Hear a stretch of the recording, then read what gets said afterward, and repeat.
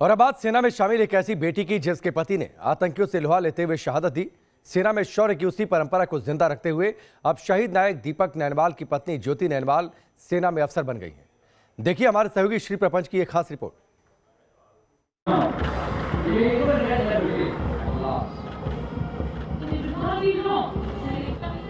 चेन्नई में मौका तो था आर्मी के नए अफसर्स की पासिंग आउट परेड का, जिसमें पहले ट्रेनिंग एकेडमी में परेड हुई और फिर जवानों ने जोश के साथ पुशअप लगाए।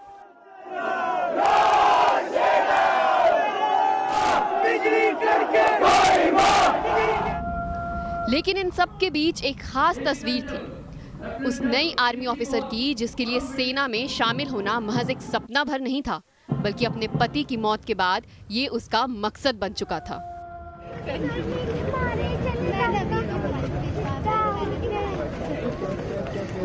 ये है आर्मी की नई ऑफिसर ज्योति नैनवाल, सेना के शहीद नायक दीपक नैनवाल की पत्नी।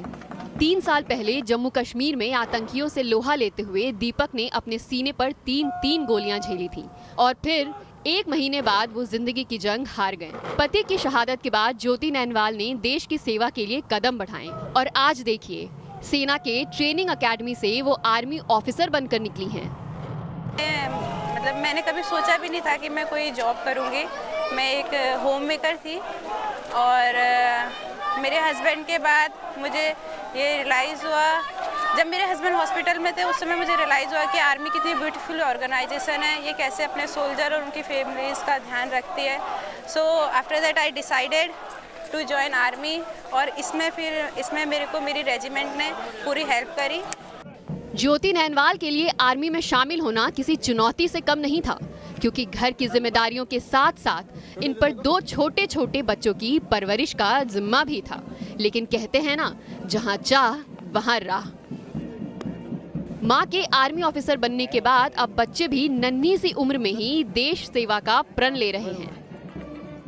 After my father, my grandmother, Nani gave her the power to do it, and she always used to say her कि ज्योति तो कभी भी अपनी जिंदगी में पीछे मत हटना, आगे बढ़ते रहना। So that I also listened. So I then also said that I will become army doctor, mama, and I will make you feel proud on me. ज्योति नैनवाल पर आज पूरे देश को गर्व है, क्योंकि जिन परिस्थितियों में उन्होंने देश सेवा का रास्ता चुना वो पूरे देश के लिए प्रेरणा है। चेन्नई से श्री प्रपंच के साथ टीम न्यूज़ नेशन।